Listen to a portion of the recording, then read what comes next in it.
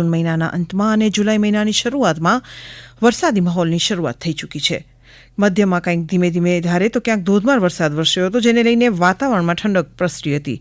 એટલું જ નહીં, ખેડૂતોમાં ખુશી પણ પ્રસરી હતી. જિલ્લાના વિવિધ વિસ્તારોમાંથી પસાર થતી નદીઓ, તળાવો તેમજ ગરનાળાઓ વરસાદી પાણીમાં ભરાવાની શરૂઆત થઈ ગઈ છે. તો શામળાજીના મેશ્વર જળાશયમાં પણ ઉપરવાસમાંથી વરસાદી પાણીની આવક શરૂ થઈ હતી.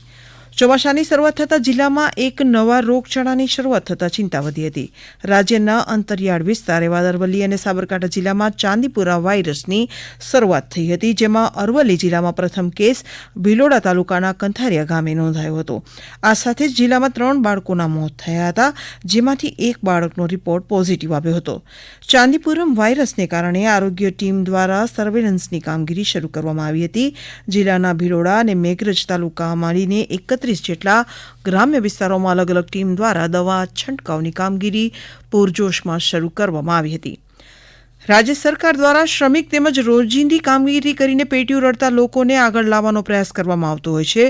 જો કે આવા લોકો વ્યાજે નાણાં લઈને વ્યાજખોરોનો ભોગ બની જાય છે. આવા દૂષણને ડામવા અરવલ્લી જિલ્લા પોલીસ દ્વારા મોડાસા ખાતે લોક દરબાર યોજાયો હતો. આ સાથે વ્યાજખોરીનો ભોગ બનેલા પરિવારજનોને પગભર કરી શકાય તે માટે અરવલ્લી જિલ્લા પોલીસ દ્વારા લોન મેળો યોજી લોન આપવા માટેની કામગીરી હાથ ધરી હતી, જેમાં ખાનગી તેમજ સહકારી બેંકો જોડાઈ હતી. જો કોઈ વ્યક્તિ વ્યાજખોરોનો ભોગ બન્યું હોય તો નજીકના પોલીસ મથકનો સંપર્ક કરવા નાયબ પોલીસ વડાએ અપીલ કરી હતી. હાલ ચોમાસાની શરૂઆત થઈ ચૂકી છે, ત્યારે મોડાસા નગરપાલિકા દ્વારા વન મહોત્સવ માસ નિમિત્તે મિશન વૃક્ષારોપણ અભિયાનની શરૂઆત કરવામાં આવેલ છે. મોડાસા નગરપાલિકા દ્વારા એક QR કોડ જનરેટ કરવામાં આવ્યો હતો, જેને સોશિયલ મીડિયા પર શેર કરવામાં આવ્યો હતો, જેમાં થોડીક વિગતો ભરી નોંધણી કરાવી શકાય છે. જે લોકો વૃક્ષારોપણ કરવા માંગતા હોય તેવી સોસાયટી, ઘર, સ્કૂલ કે દુકાન સહિતની વિગતો મોકલી શકે છે. ફોર્મ ભરતા જ મોડાસા નગરપાલિકાની ટીમ દ્વારા વિના મૂલ્યે 5 દિવસમાં જ વૃક્ષારોપણ કરશે, જેને સારો પ્રતિસાદ મળ્યો હતો.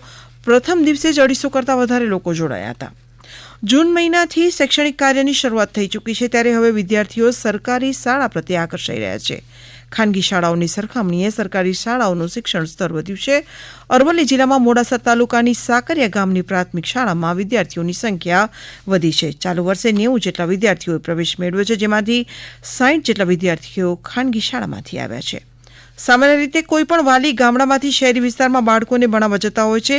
જો કે અરવલ્લી જિલ્લામાં આનાથી વિપરીત છે. અરવલ્લી જિલ્લાના મુખ્ય મથક મોડાસાથી પણ સાકરિયા ગામે આવેલી સરકારી પ્રાથમિક શાળામાં વિદ્યાર્થીઓ અભ્યાસ કરવા માટે પહોંચે છે.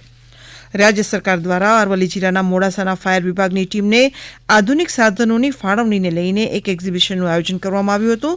કુદરતી હોનારત, આગ લાગવા જેવી ઘટનાઓમાં ફસાયેલા લોકોને બચાવવા ઉપયોગી થઈ શકે તેવા 2.5 કરોડના આધુનિક સાધનોની સરકાર દ્વારા ફાળવણી કરવામાં આવી છે. તેનો ઉપયોગ કેવી રીતે થાય છે તે અંગે લોકોને અવગત કરાવવામાં આવ્યા હતા. જો કોઈ તળાવ કે નદીમાં ડૂબી ગયો હોય તો તેને આધુનિક કેમેરાની મદદથી સરળતાથી શોધી શકાય છે. આ સાથે જિલ્લા વહીવટીતંત્ર દ્વારા 5 લાખના સાધનની ફાળવણી કરવામાં આવી છે. હમણાં જ આપ અરવલ્લી જિલ્લાનો સમાચાર પત્ર સાંભળી રહ્યા હતા, જેના લેખક હતા અંકિત ચૌહાણ. પ્રસારણ આકાશવાણીના અમદાવાદ, વડોદરા કેન્દ્ર પરથી કરવામાં આવ્યું.